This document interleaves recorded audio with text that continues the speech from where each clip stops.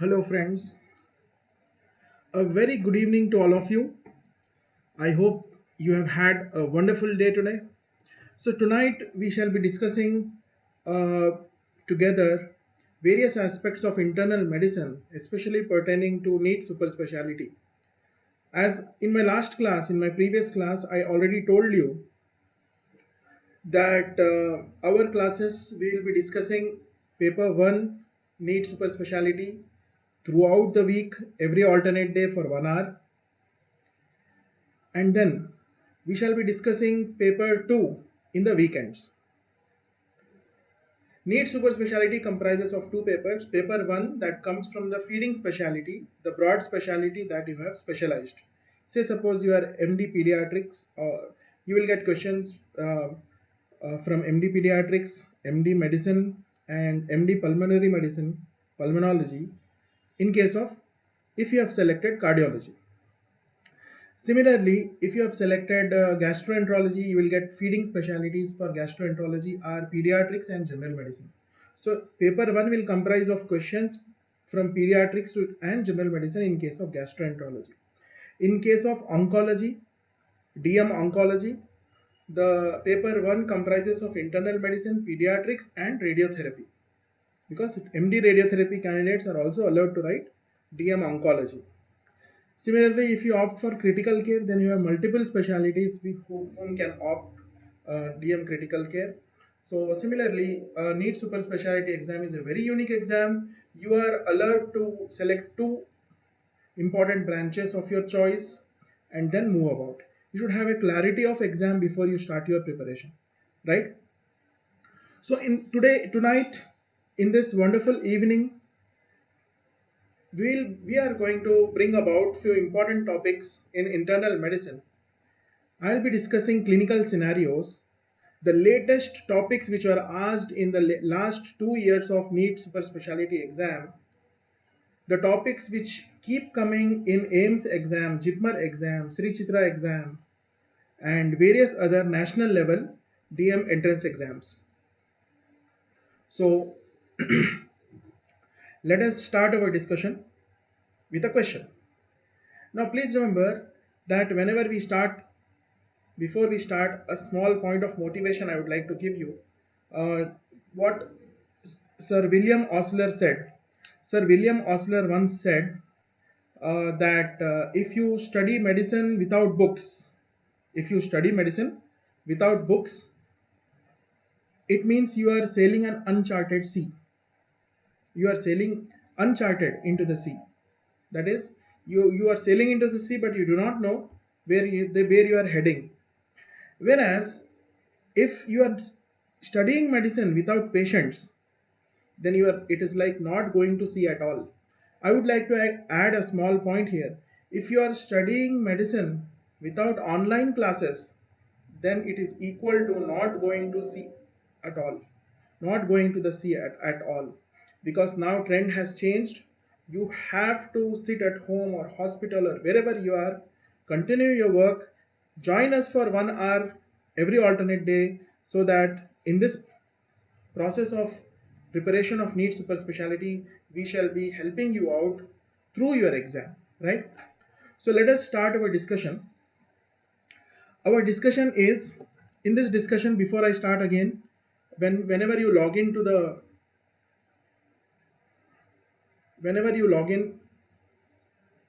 you can simply chat with me.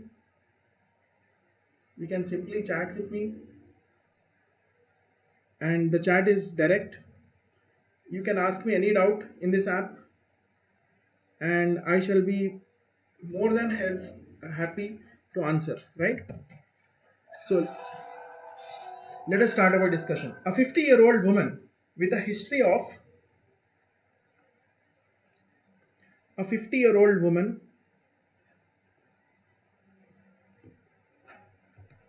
with a history of hepatitis C cirrhosis is seen in a clinic for follow-up. She has mild ascites controlled on furosemide 40 milligrams daily and aldactone 100 milligrams daily. She has a history of encephalopathy for which she takes lactulose. Abdominal examination reveals mild abdominal distension and fullness in the flanks. There is no tenderness. There is no tenderness. The lab values are like this. So a known case of hepatitis C cirrhosis has presented to you with hemoglobin of 12 grams per deciliter, with platelet count of 1,90,000, with total bilirubin 1.8 milligrams per deciliter, creatinine 1.1, and international normalized ratio INR 1.3. An upper GI endoscopy is performed to screen for varices and reveals a lesion in the antrum. So she has presented with mild abdominal distension. She has presented with mild ascites, fullness in the flanks, and the endoscopy picture reveals this. Kindly look at the endoscopy picture of upper GI endoscopy, and here the endoscopy picture, particularly in the antrum, the lesion present in the antrum is something like this. What do you see here? We see a small centrally umbilicated lesion, a swelling that is resembling to be arising from which plane? Now, is this arising from the mucosa or submucosa, or is it lying beneath the mucosa? See, mucosal swellings are pedunculated swellings, polyps. It is not looking polypoid. It is as if something is beneath the mucosa, is it not? It is as if something is beneath this area. So there is a central umbilication. If you follow my arrow here, I am pointing it, and well circumscribed swelling, and this swelling is as if it is coming from the deeper layers, submucosal layers. Alright, so this is what we know about this image right now. So they are asking you, what is the diagnosis? What is your diagnosis? They are asking. The first option is gastrointestinal stromal tumor. Second option is option B is lipoma. Is it lipoma? Is it a carcinoid tumor? Is it a ectopic varix? Or is it a ectopic pancreatic tissue? Is it a ectopic pancreatic tissue? So let us see. Please remember that gastrointestinal stromal tumor, all these swellings, lipoma, carcinoid tumor, ectopic varix, and ectopic pancreatic tissue, all these swellings usually they present to you as submucosal swellings, but they do not have central umbilication except for option E, that is ectopic pancreatic tissue. The central umbilication is a characteristic feature of ectopic pancreatic tissue. So here the answer is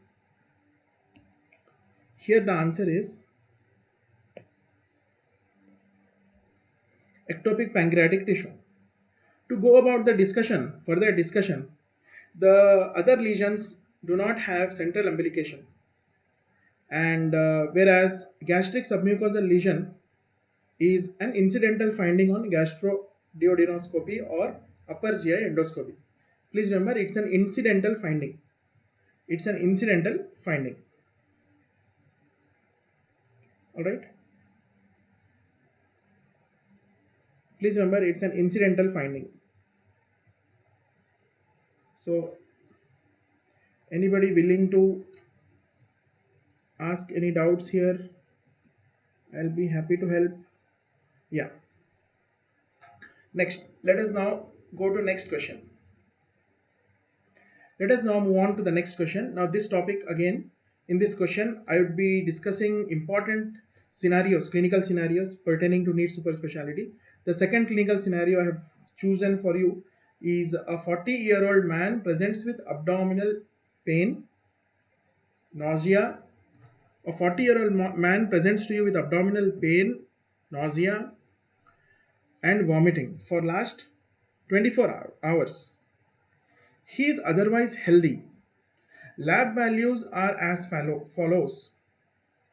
Hemoglobin is 13 grams per deciliter. WBC is 16,000 raised. So WBC is elevated here. Then bilirubin is also elevated here. It is 3 grams per deciliter. Alkaline phosphatase is increased. alanine transaminase and aspartate transaminase both are increased. Lipase is very high. Serum lipase values are very high. So this person is presenting to you with what? He presents to you with abdominal pain. Abdominal pain. Now, with this scenario, the CT scan picture is given here. The CT scan shows pancreatic interstitial edema and peripancreatic fat stranding. Now let us go back to the values given here. Serum lipase is elevated. CT scan is showing pancreatic interstitial edema and peripancreatic fat stranding. What is your diagnosis about this case? Obviously we are dealing with a case of pancreatitis. So there is a dilation of proximal duodenum. This is very important now. Now there is a twist in the story. There is a dilation of, now this is entire question, the question is continuing, alright. Proximal duodenum, there is a dilation. So what does that mean? Probably some in the distal duodenum, probably there is a partial obstruction which is causing proximal duodenum to undergo dilation. Upper GI series with contrast was performed, and this is upper GI contrast radiography or contrast CT scan, and this is showing the figure that is given below, given in this slide. So in this you can clearly see there is a proximal duodenal dilation wherein contrast is very much accumulated. After that we have a small constriction in this area, and then the contrast has seeped into the distal part of the C loop of the duodenum, and while seeping out you can see that in this area and in this area, which area the contrast is in high concentration? Obviously in proximal area, is it not? So what is your likely diagnosis, they're asking. What are the options? Superior mesenteric artery syndrome, gastric adenocarcinoma, annular pancreas, pancreas divisum, or is it choledochal cyst? What's your answer here? See, whenever there is a duodenal obstruction, partial duodenal obstruction, it means that there is something abutting or there is something holding the duodenum from both the sides, and that is a developmental abnormality. It is annular pancreas. Superior mesenteric artery syndrome, usually the presentation is like abdominal ischemia. There will be mesenteric ischemia, mesenteric artery ischemia. Patient will have severe abdominal pain followed by infarction, necrosis, or partial to complete obstruction and grave prognosis. So patient does not present to you with pain and mild nausea, something like that. And lipase will be normal in case of superior mesenteric artery syndrome. Serum lipase is not elevated. Gastric adenocarcinoma again has a growth. Partial obstruction may be present, but again lipase will not be elevated. Pancreatic fat stranding is not seen on CT. So that goes against gastric adenocarcinoma. Pancreas divisum we will discuss later on. Choledochal cyst also, if at all a choledochal cyst is present in the second part of the duodenum or in the bile tract, biliary tract, obviously its presentation is completely different.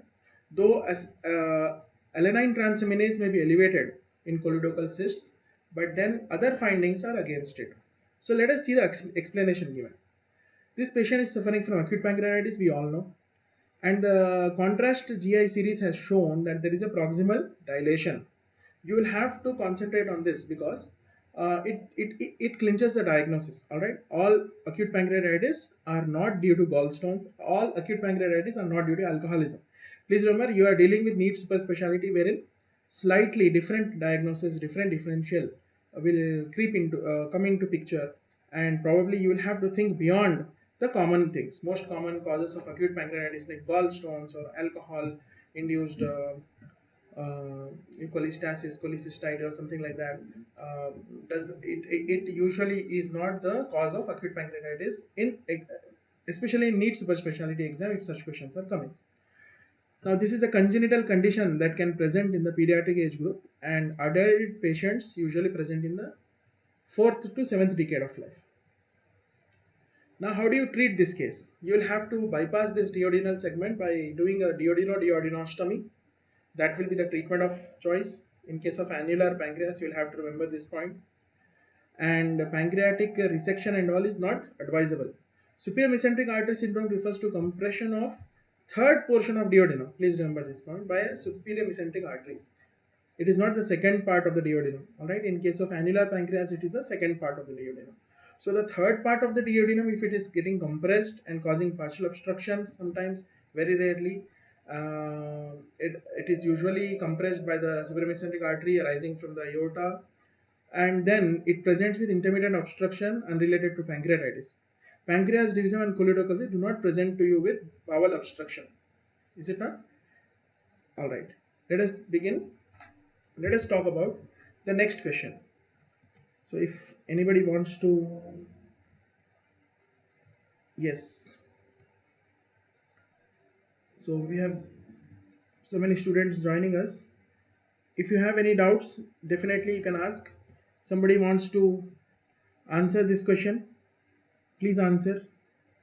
Dr. Jain, Dr. Tinu, if you really want to answer this question, let us quickly read this. Which of the following cells in the pancreas is responsible for fibrosis in chronic pancreatitis?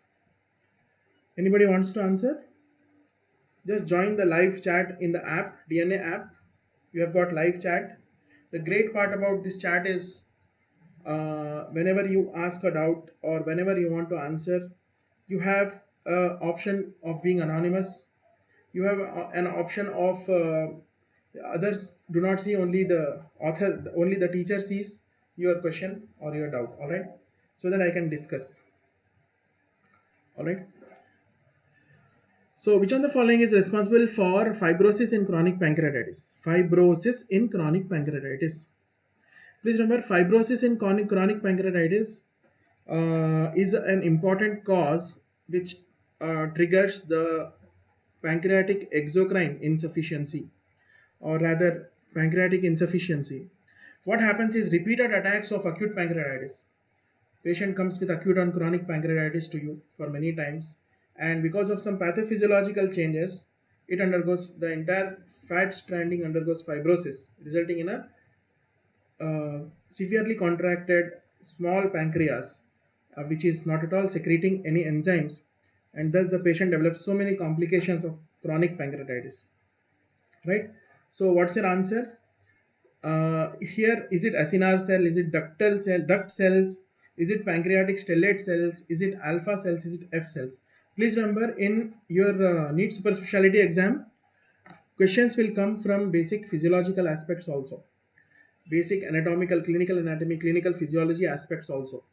So you will have to be prepared. And this topic of the pancreatic cells secreting various polypeptides or various hormones, it's very, very important topic. So the answer here is pancreatic stellate cells. What is the mechanism behind fibrosis is that, actually, if you see the basic physiology of these stellate cells, we have various types of cells in the pancreas. Is it not? You all know that the alpha cell, the F cell, the beta cell, the delta cell, the duct cells, acinar cells. All right. So these cells have a unique, each and every cell has a unique property of secretion, of carrying out physiology of the pancreas. In case of pancreatic stellate cells, it secretes collagen and forms the microtubular architecture of the pancreas. Especially, it helps in the acinar cells to secrete. It helps in secretion of the acinar cells. Now, if these cells get activated during inflammation, what happens is there is release of what is known as matrix metalloproteinases and various other inflammatory markers, which will trigger the proteins, or which will lyse the proteins which are present in the stellate cell, which are maintained by the stellate cell, resulting in fibrosis. Persistent injury, they can induce significant fibrosis and result in chronic pancreatitis, right? So what is the primary role of acinar cell?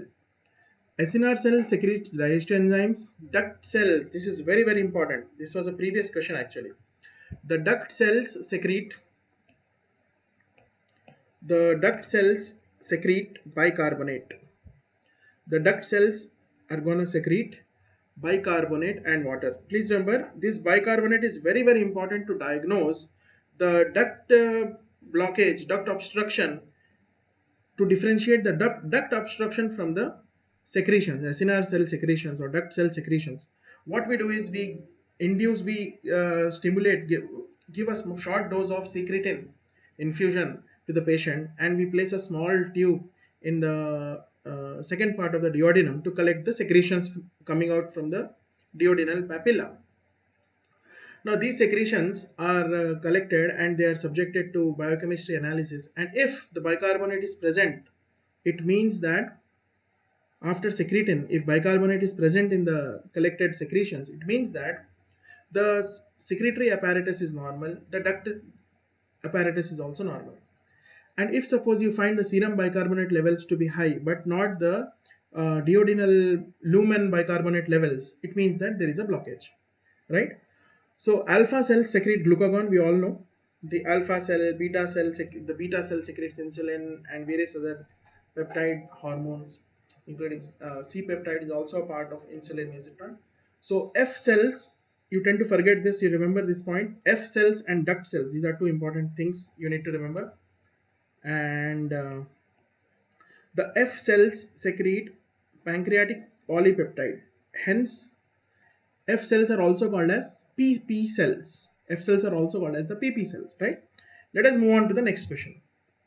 So if you are following, if any problem with audio or video, please let me know in this online chat. Alright, now this question. A 26-year-old woman is seen in the emergency department with acute onset epigastric pain. So severe acute onset epigastric pain, vomiting. She has had similar episodes of pain over the past 2 years. She denies alcohol, tobacco or drug use.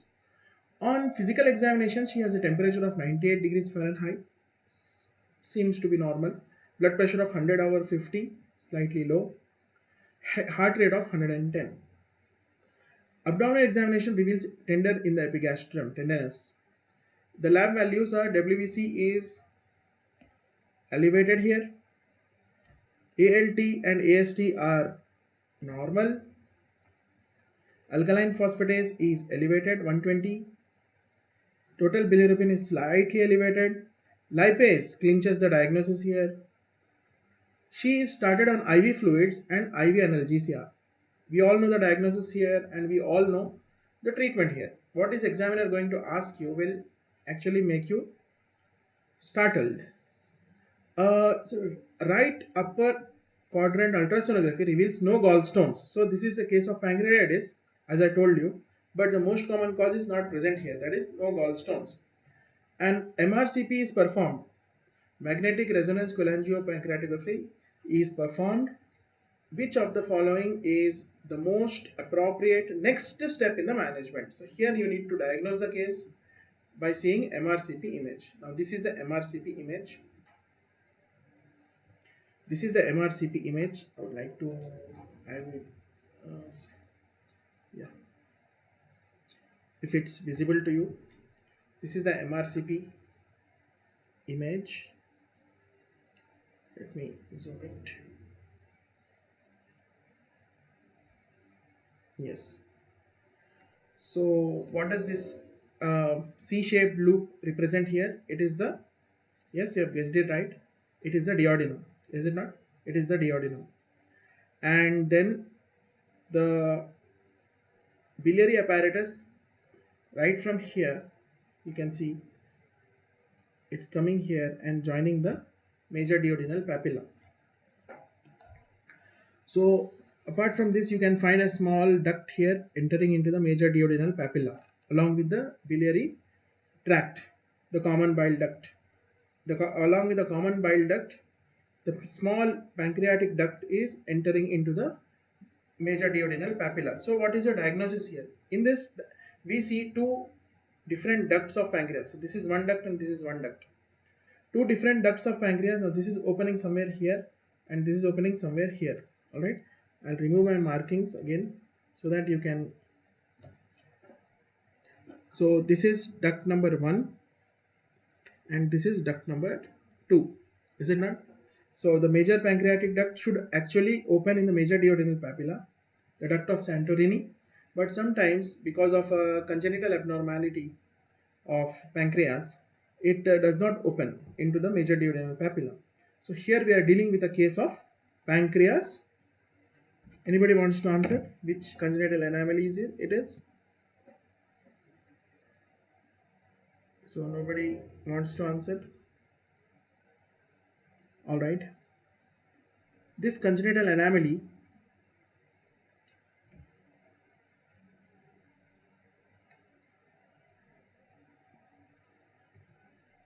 so yes,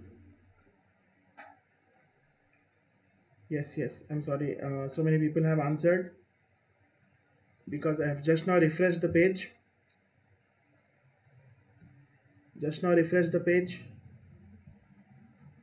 All right.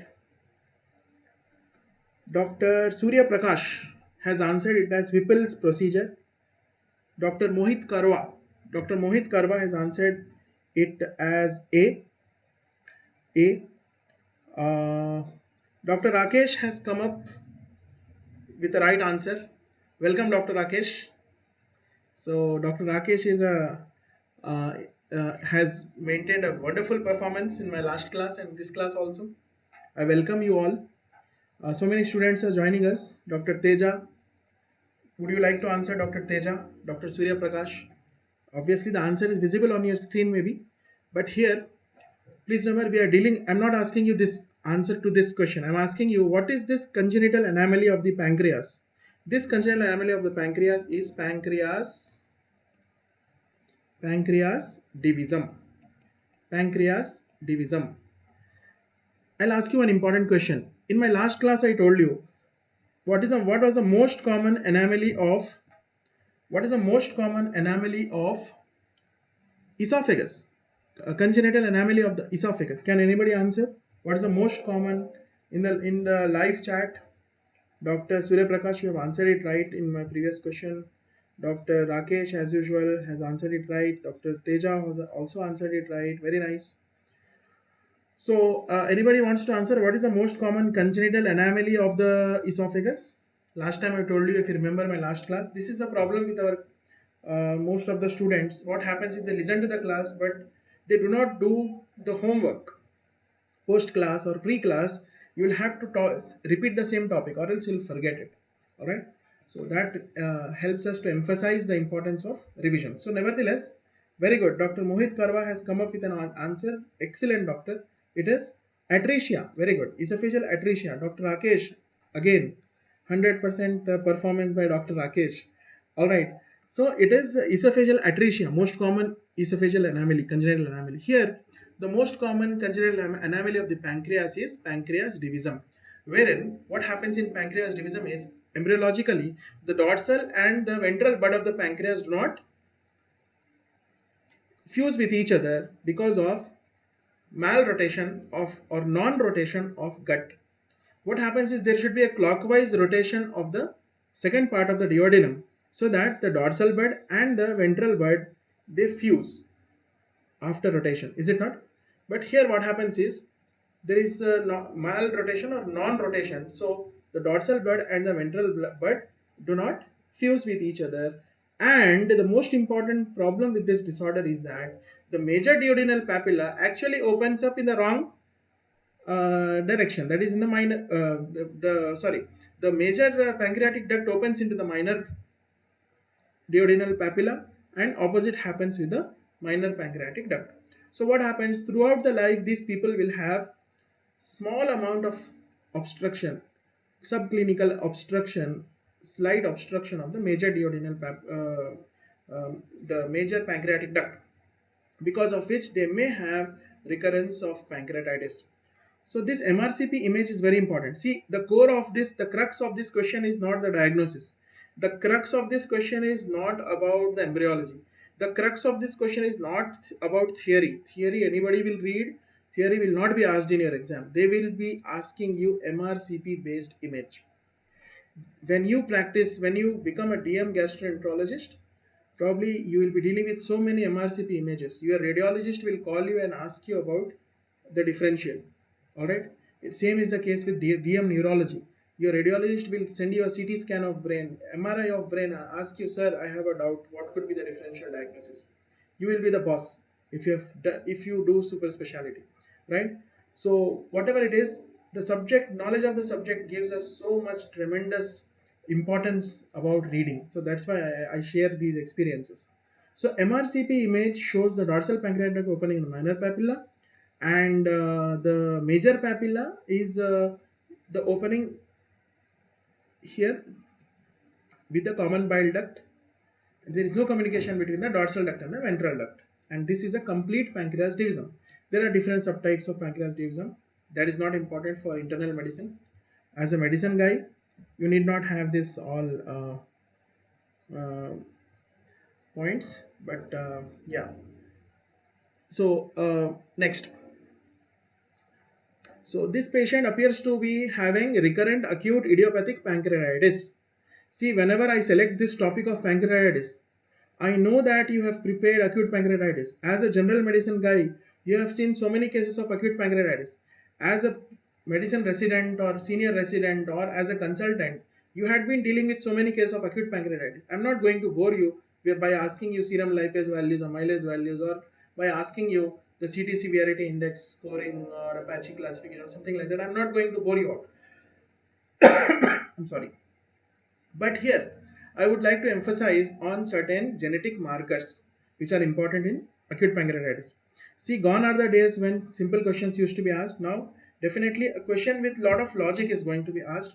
And here you need to understand that you are expected to answer. You are expected to answer questions from genetic mutations of pancreatitis. Pancreas, whenever you are reading the topic, if you are missing the genetic mutations, then you are out of the competition. Don't write the exam. If you are missing this topic, please don't go to the exam. Sit at home. Alright. So this topic is genetic mutations in pancreatitis. Please remember that genetic mutations in pancreatitis like SPINK mutation, SPINK1, SPINK mutation, SPINK mutation and CFTR mutations. This should be done to rule out pancreas divisum. These are the mutations associated with pancreas divisum. You will have to remember this point. Then cholecystectomy is unlikely to be helpful. The other options, Whipple surgery is not indicated here. There is no obstruction, so no Whipple surgery. Their ERCP with major duodenal papilla sphincterotomy and stent placement is not appropriate for pancreas divisum. What's your answer here? The answer here is you will have to put a stent in the minor papilla. Where do you want to place the stent? Not in the major papilla, because there already the major major duodenal papilla is communicating with the minor pancreatic duct. Miscommunication has happened. Wrong number, is it not? Somebody has dialed wrong number. So minor duodenal papilla is now catering to the needs of the the major pancreatic duct, the duct of Santorini. So this is a diagrammatic representation of pancreas divisum. So here the duct of Santorini is opening here into the minor duodenal papilla. Duct of Santorini is opening here. So here this is minor duodenal papilla. Alright. And in the major duodenal papilla, you have got small pancreatic duct. So where will you place the stent? On ERCP, where do you want to place the stent? So ERCP is a wonderful technique. Whenever, if you are getting in shortly 3-4 months of time, you will be getting into DM gastroenterology. At that time, you will be learning within 6 months. If you come to Usmania, in our Usmania General Hospital, the training is so great that every day you will be performing so many endoscopies. Out of that, every week you will be performing so many ERCPs. In the first 6 months, you will learn all different endoscopies on this earth, all different diagnoses on this earth. So much is the patient load. The students doing DM gastroenterology in Usmania, they're very happy because they learn a lot of skills. ERCP based stenting. This ERCP based stenting should be done in minor duct, not, yes, Dr. Teja is right. So minor duct, right? Next. Now this is a MRCP image. This question is going to come in your exam. This is a MRCP image and they are asking you what is A, what is B, what is C, what is D, what is E. Alright. So many students are joining us in the live chat. All right, thank you so much for showing the support. This actually helps the teachers to perform well and come up with new great topics, right? Thank you so much, my dear students. So this question is going to come. You will have to answer this question. In this question, they'll be asking you various, you'll have to, uh, in the options you'll be given which of the following is a correct match the following options, correct match, especially in case of national institutes. This question is going to come even in needs for super specialty also, whatever it is. So A here points for the gallbladder, B here points to the common bile duct, and C is long duct of Santorini. Please concentrate on this diagram, on this image. Long duct of Santorini. D is short duct of Santorini. D is the short duct of Santorini. Sorry, short pancreatic duct, not Santorini, I'm sorry. Short pancreatic duct. And here you will find that, so there is a mismatch. There is a mismatch, is it not? The common bile duct and the the short pancreatic duct are opening into the major duodenal papilla. The image with renal collecting system. So here you find this is a kidney. All right, E is kidney. All right, now next question. Which of the following anomalies results from failure of the ventral pancreatic duct to rotate around the duodenum? So failure of ventral pancreatic duct, ventral pancreas to rotate around the duodenum, it results in annular pancreas. Please remember this point. Failure of the pancreas, failure of the ventral and dorsal duct, if they fail to fuse, then the person develops pancreas divisum. See, such an important concept we are discussing here.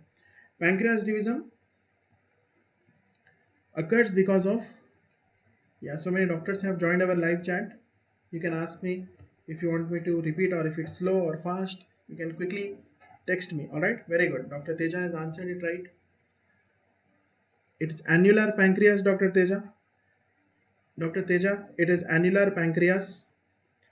It's not pancreas divisum. Previous question I discussed that dorsal and ventral pancreatic duct fail to fuse, and that results in pancreas divisum. In now next question I am discussing about annular pancreas, wherein the ventral pancreas, please remember this part, ventral pancreas does not rotate.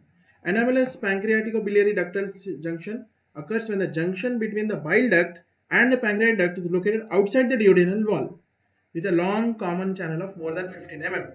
Bifid pancreatic duct and ansa pancreatica are abnormalities in the course of shape of pancreatic duct and not related to the rotation. Please remember this point. Next important question. Secretin. Secretin is released from neuroendocrine cells in the duodenal mucosa. Secretin is released from the neuroendocrine cells in the duodenal mucosa. Which of the following is the molecular target of secretin? I told you that secretin, excuse me, I am having some water. So,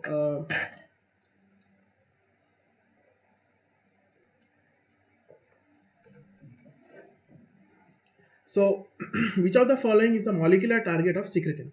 Do anybody wants to answer? Please answer. I'll be more than happy. Yes, I'll be more than happy. Dr. Rakesh, Dr. Mohit Karwa. Yes.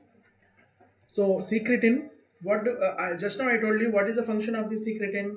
It promotes the secretion of bicarbonate. So in these options we find only one ion channel which is important in releasing the bicarbonate by exchange with the chloride, is it not? So this is the answer. This is the answer, right? Next question. Next question is a very interesting question. A 13-year-old boy visiting from India admitted to the hospital due to inability to maintain oral intake. He is not able to eat properly. He has chronic recurrent abdominal pain which has worsened over the past 2 days. The pain is associated with vomiting. The pain is associated with vomiting. This is a very important point. He has lost more than 10 pounds roughly 5.5 to 6 kgs over the last 6 months. So it's a significant weight loss. The patient's father, mother, sibling have no history of similar complaints. It means it's not a familial condition or a hereditary condition. On physical examination, the boy is thin and pale, thin built. The abdomen is soft but tender to palpation in epigastric area. X-ray of the abdomen shows calcification in the upper middle abdomen. This clinches the diagnosis in the region of the pancreas. So what are the CT findings of acute pancreatitis? Fat stranding and calcification. Again, X-ray calcifications in the upper middle abdomen are also X-ray findings, erect abdomen findings of pancreatitis. Ultrasound shows multiple pancreatic stones and a dilated pancreatic duct. Which of the following is the most likely diagnosis? Is it hereditary pancreatitis? Is it tropical pancreatitis? Is it familial pancreatitis? Patient is pale, so you may think that patient has anemia, Schwarzman-Diamond syndrome, Diamond-Schwarzman syndrome or Schwarzman-Diamond syndrome, Johansson-Blizzard syndrome, Johansson-Blizzard syndrome. Dr. Rakesh wants to answer.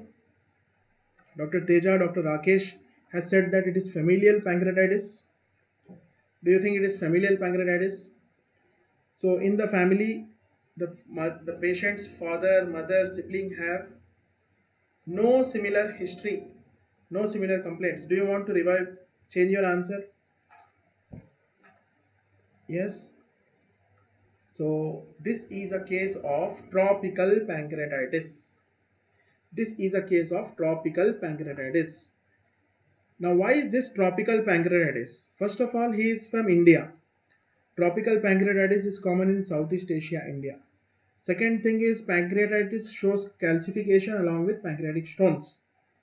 Familial pancreatitis refers to a pattern that runs in families, so here it's not a cause.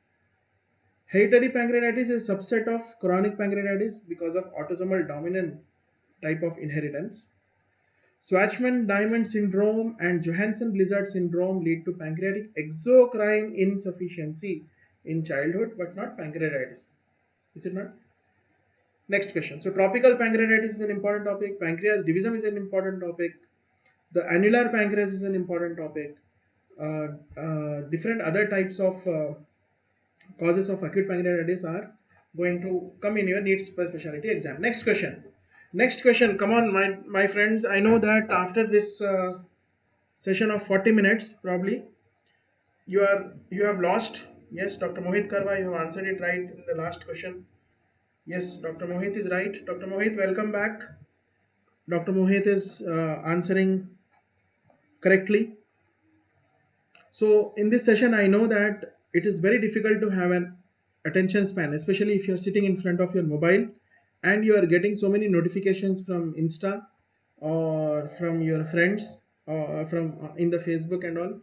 So try to come back to last class. Also I told you how do you want to gain your attention back.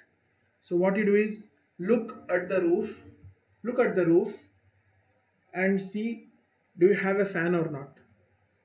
Do you have a ceiling fan? See it, look at the ceiling fan. Do you have a ceiling fan? Is it in the right place or is it gone? Is it stolen? Just see and come back.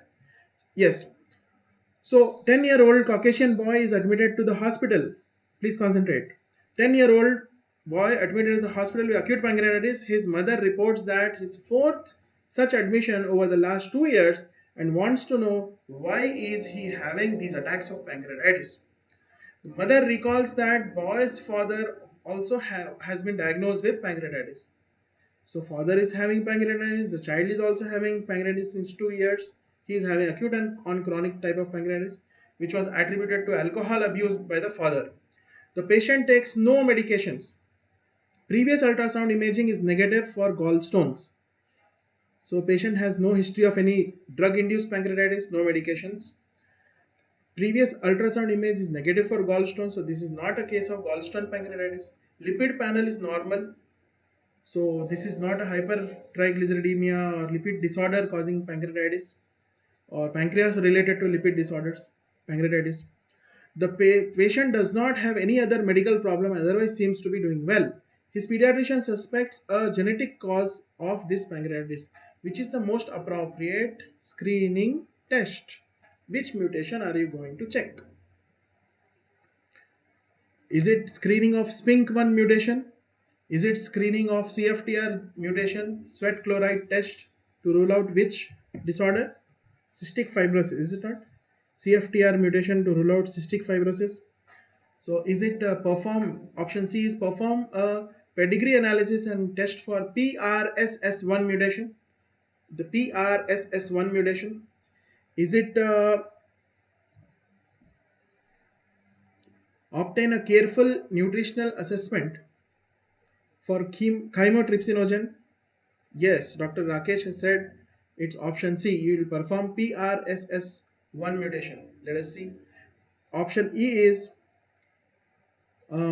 test for mutations in ubiquitin ligase E3. Ubiquitin ligase E3. Very good. Dr. Teja has answered. Dr. Rakesh has answered. All right. So is it so in this question, I would like to emphasize on the gene mutations related to acute pancreatitis. Different types of gene mutations are related to different types of pancreatitis. This question is going to definitely appear in your NEET super specialty exam. If it does not appear, you contact me. Alright. On the day of exam, you will definitely remember me because of this question. And this question is, we are dealing with a case of hereditary pancreatitis, and Dr. Rakesh has rightly said that it is cationic trypsinogen protein gene mutation, gain of function gene mutation of PRSS1. PRSS1. It is related to hereditary pancreatitis with recurrent episodes of acute on chronic pancreatitis. Recurrent episodes of acute on chronic pancreatitis. The pancreatitis develops in about 10% of the patient with cystic fibrosis. These patients usually present during adolescence or early adulthood. Why is it not pancreatitis due to cystic fibrosis? Cystic fibrosis is more commonly associated with pancreatic insufficiency rather than acute pancreatitis. Though pancreatitis occurs in cystic fibrosis, it is not common, it is rare. What pancreas disorder occurs in cystic fibrosis? Because of loss of chloride ion channel defect, chloride secretion, loss of chloride secretion across the ion channel, patient develops pancreatic insufficiency, that is exocrine insufficiency. The SPINK mutation is for tropical pancreatitis. We have already discussed this point in the other question. The CTRC gene mutation is associated with again tropical pancreatitis. Last question I discussed. The mutations in UBR1 gene is associated with Johansson-Blizzard syndrome. Johansson-Blizzard syndrome will be asked in your paper 2 of NEET super specialty exam. In paper 2 of NEET super specialty exam, Johansson-Blizzard syndrome was asked previously. All except question was asked. It's a rare inherited disorder. It's a disorder with lipomatous transformation of the pancreas. Entire pancreas is converted into lipomatous tissue. Entire pancreas undergoes exocrine insufficiency. See, whenever there is a damage to the structure of the very basic structure of the pancreas, the patient develops exocrine insufficiency first, then the patient develops acute pancreatitis.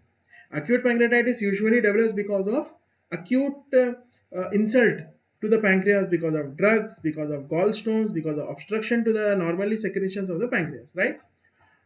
So next important question. Next question. A 10-year-old girl has just been diagnosed with hereditary pancreatitis and found to have a PRSS1 gene mutation. What does that mean? Which type of pancreatitis? Hereditary pancreatitis already given in the options in the question itself. So PRSS1 gene mutation is also positive in this girl. What is true about the risk of pancreatic cancer? This question, if it comes in NEET specialty, they'll add one true here, and in the end they'll add except, and you will read true, you will not read except, and you will mark it wrong. So please read the question properly before you jump on to conclusion. You might be knowing a lot of theory, you might be studying all the textbooks of gastroenterology and internal medicine 20th edition Harrison, but if you fail to read the question properly, then you have done injustice to your exam, injustice to your preparation. A good student actually emphasizes more on the question rather than options, right? More on the question rather than options. So the question is that what is true about the pancreatic cancer? Remember, pancreatic cancer is the second most important topic in our discussion. Pancreatic cancer is such an important topic. Steve Jobs should remind you about pancreatic cancer. our ex-defense minister Manohar Parrikar should remind you about pancreatic cancer, how mortal it is. Within 6 months of diagnosis, the person dies. We have seen many patients of pancreatic cancer dying within 15 to 20 days or 1 month max. And pancreatic transplantation is still underway, and a lot of problems arise with it. But still, we'll definitely, I hope that medicine is such a subject that we'll definitely overcome these diseases. Cure is there, but you'll have to find it, is it not? With lot of clinical trials. And so what's your answer? Dr. Rakesh, do you want to answer? Dr. Mohit Karwa, do you want to answer? Dr. Teja, do you want to answer? Yes, so many doctors have joined. Please answer. They're asking, hereditary pancreatitis is associated with minimally increased risk of pancreatic cancer. Screening is not recommended in patients with hereditary pancreatitis. And 50% of the patients with hereditary pancreatitis develop pancreatic cancer by the age of 50. Annual risk starting at 18 is recommended. Tobacco smoking doubles the risk of pancreatic cancer. So by now you might have got the answer. The answer is the tobacco smoking doubles the risk. Option A is hereditary pancreatitis associated with high risk of pancreatic cancer. Please remember, screening is definitely recommended if there is a hereditary pancreatitis PINK1 mutation. PRSS1 mutation. PRSS PINK mutation is associated with tropical pancreatitis. Then annular screening should be done at early age, and tobacco smoking actually doubles the risk, right? So next question. Now with this we'll move on to the next topic, that is liver. We'll discuss few questions in the hepatology. Yes, Dr. Rakesh, wonderful performance. You have answered the previous question right. Next, let us move on to the next topic. A 46-year-old man with chronic pancreatitis presents with a 2-month history of worsening fatigue, arthralgia, and a skin rash involving his legs. The lab test is as follows.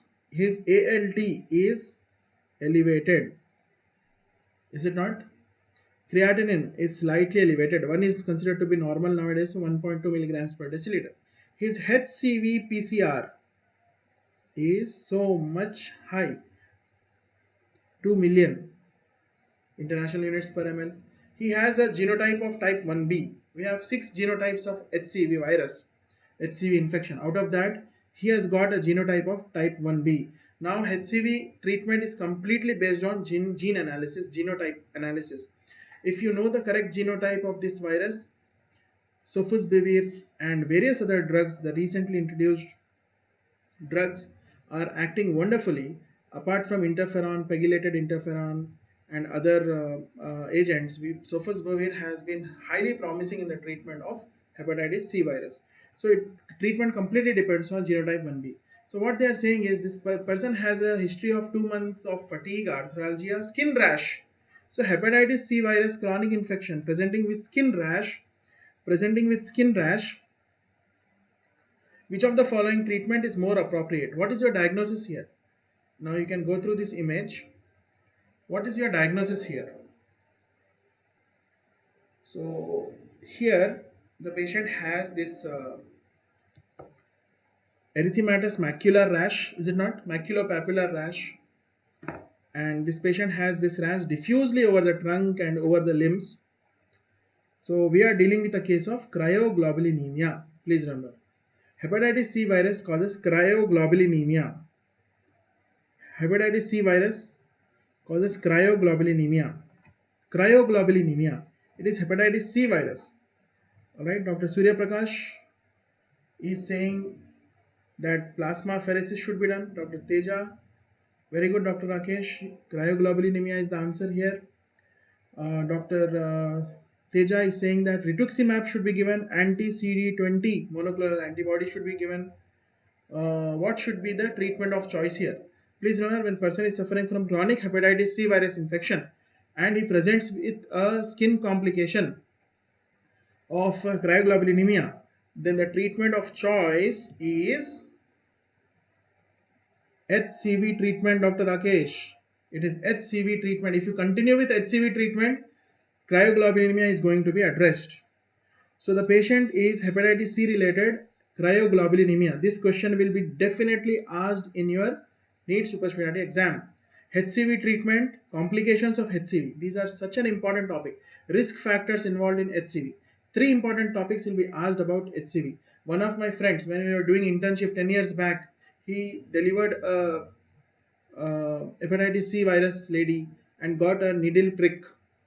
At that time, he got a needle prick, and that needle stick injury resulted in HCV infection to my friend, who has also completed general medicine. Now he is a practicing doctor. He is not having any chronic hepatitis.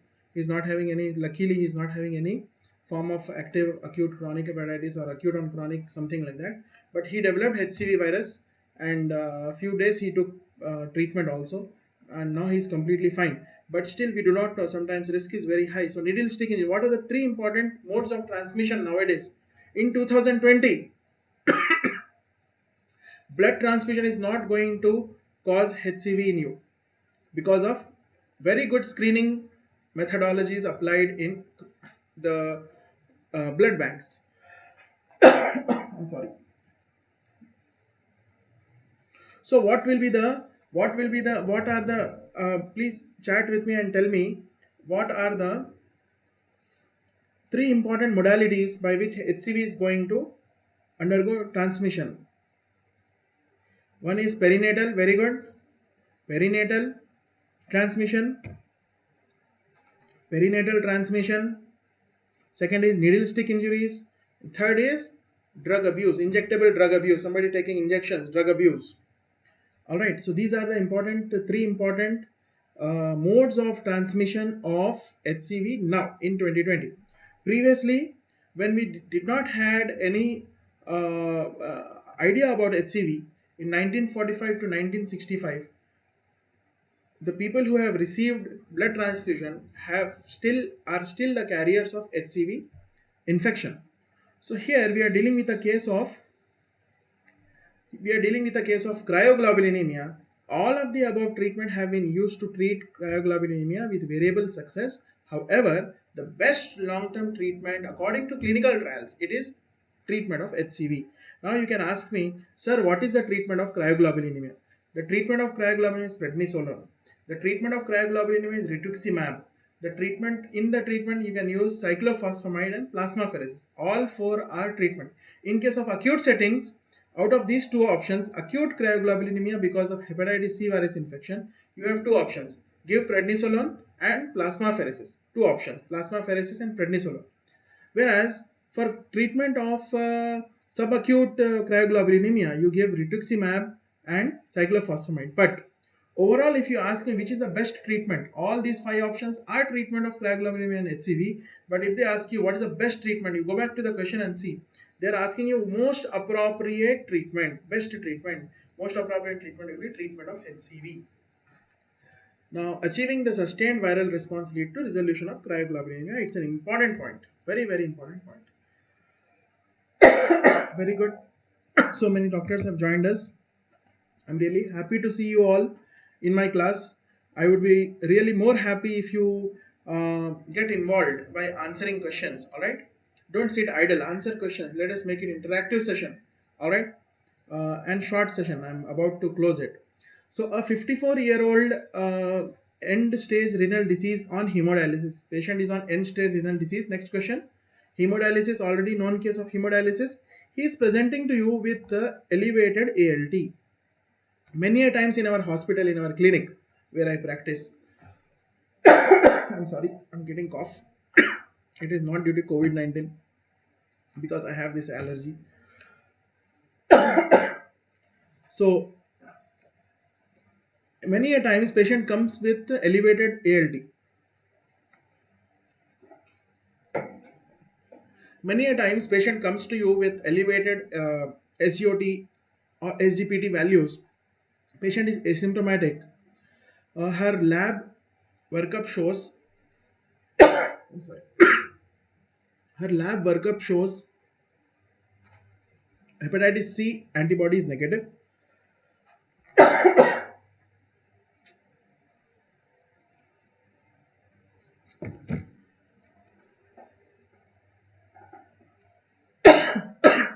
I'm sorry.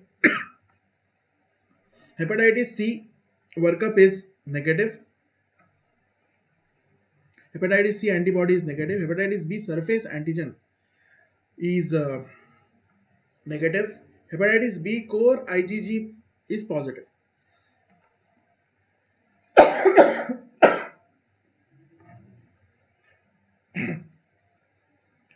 Hepatitis B core IgG is positive. It's a very, very important concept. Please concentrate on this. Alright, don't concentrate on my cough. Alright, so hepatitis B core antigen is positive. Remember, it is a marker of infectivity, one of the markers of apart from hepatitis E. So hepatitis B core IgG and antibody is positive. Hepatitis B surface antibody is positive. Hepatitis A IgG is positive. A is positive. B surface antibody is positive. B core IgG is positive. Three important points here. Anti-nuclear antibodies 1:40. What is the following management is what will be the next best step, most appropriate step they are asking? Perform a liver biopsy to suspect autoimmune hepatitis. Next option, order a hepatitis B polymerase chain reaction test. Order a hepatitis C PCR. Notify the health authorities about positive hepatitis A testing. Order a tissue transglutaminase. We'll go back to this question now. Patient is asymptomatic. She is having only one problem, elevated levels of ALT. She is a known case of end-stage renal disease, and she has presented you with elevated ALT, right?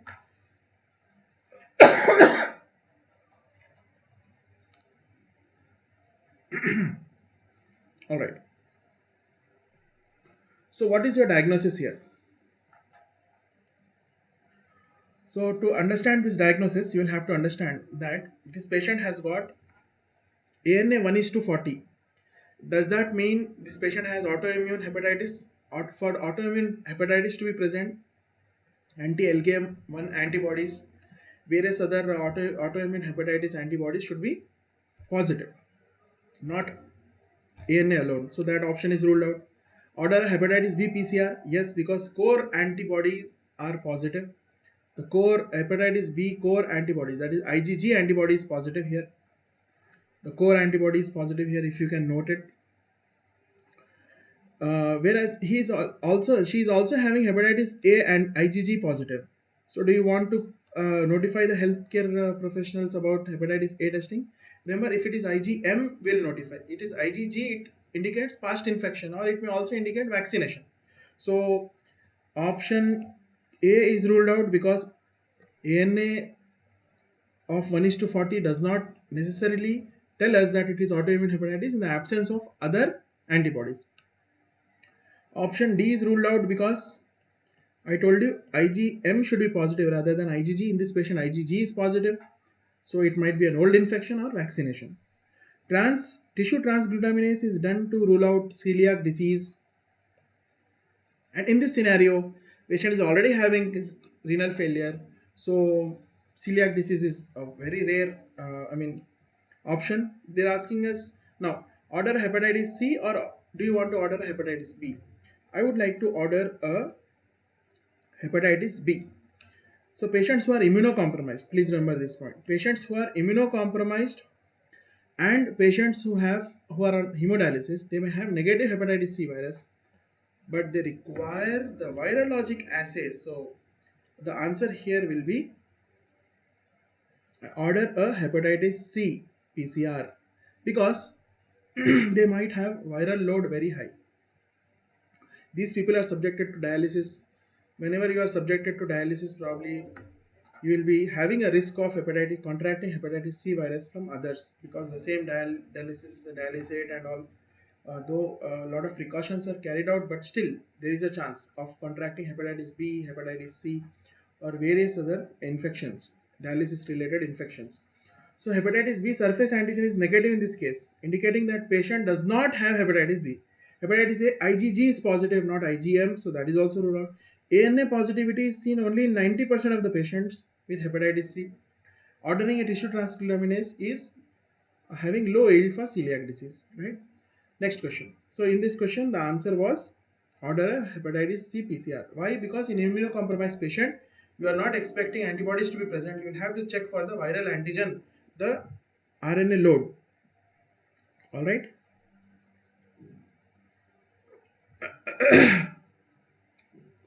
Right. So which of the following statement is correct regarding hepatitis B and D co-infection? This is a very important concept. Co-infection and super-infection. What is the difference between co-infection and super-infection of hepatitis B and D? See, gone are the days. Nowadays, in NEET super specialty, you will not be asked about diagnosis of hepatitis B and all. They'll be asking you.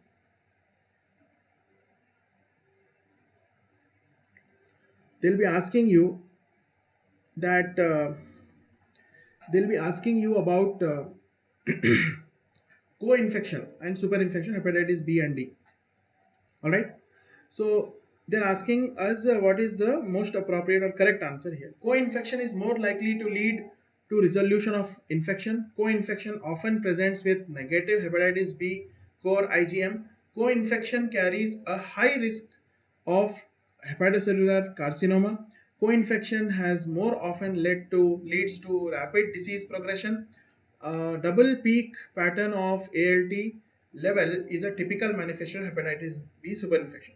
To understand this concept, I would like to emphasize on one diagram. I would like to show one, rather not diagram, I'm sorry. I would like to show a flowchart. And this flowchart is going to help you in understanding the importance of, let me quickly, yeah, this one. Are you able to see this? It's a very important flowchart, right? So hepatitis D virus, either it has super infection presentation or co-infection. In case of super infection presentation, previously HBsAg, if patient is having HBsAg positivity, it is called as, now patient is presenting with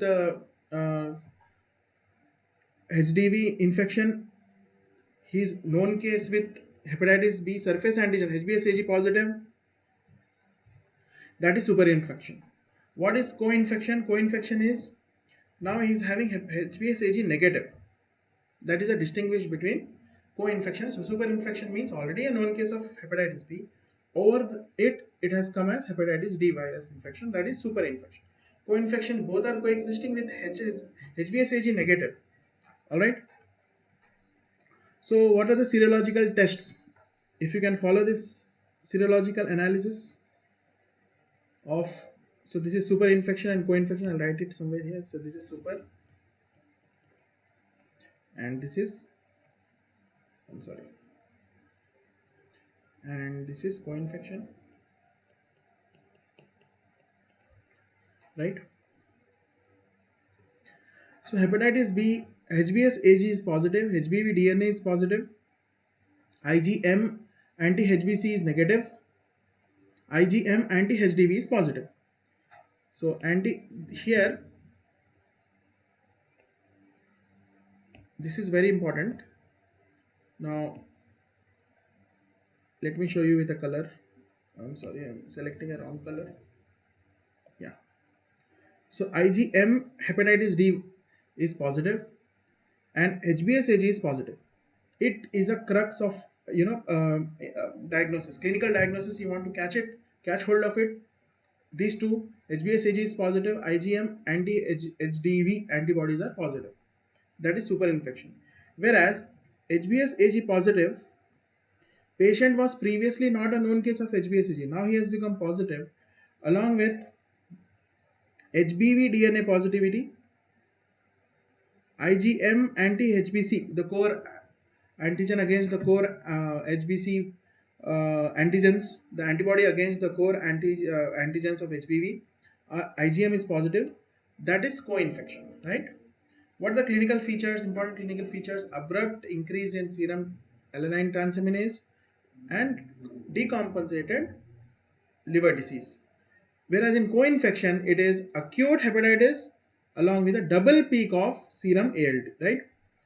And what is the prognosis? The prognosis is it has got a progression to cirrhosis, whereas resolution in most of the cases, it is HBV resolves of co-infection, right? Let us conclude our session by discussing one or two important points about the high risk population of involved in HBV infection. Who are the high risk population involved in HBV infection? Babies born to positive mothers, HBV I'm talking about. We are discussing HBV now. Hepatitis B virus. Injectable drug abusers, sexual contacts, homosexuals, male having sex with male, MSM. Then prison inmates, correctional facilities, prison inmates, these are high risk for hepatitis B virus. Patient on hemodialysis, we have already discussed this. Pregnant women. So these HBV is more infective than COVID-19. Alright. HBV is more infective than COVID-19. HBV is more infective than HIV. But still we are not worried about it. We are only worried about COVID-19, which in 80% of the patients are asymptomatic or mild symptoms. So whereas HBV is a very dangerous scenario wherein you are, as a healthcare professional, you have to take vaccine before dealing with whatever. Maybe you are a radiologist also, you will have to take a vaccine. You never know how this gets you affected.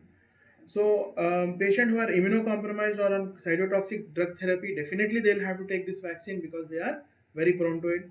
People who are healthcare professionals who are dealing with hepatitis B infections, definitely they are also high risk. Now let us see what are the high risk criteria for hepatitis C virus. Hepatitis C virus. High risk criteria for hepatitis. I'm sorry. Who are the high risk people for hepatitis C virus?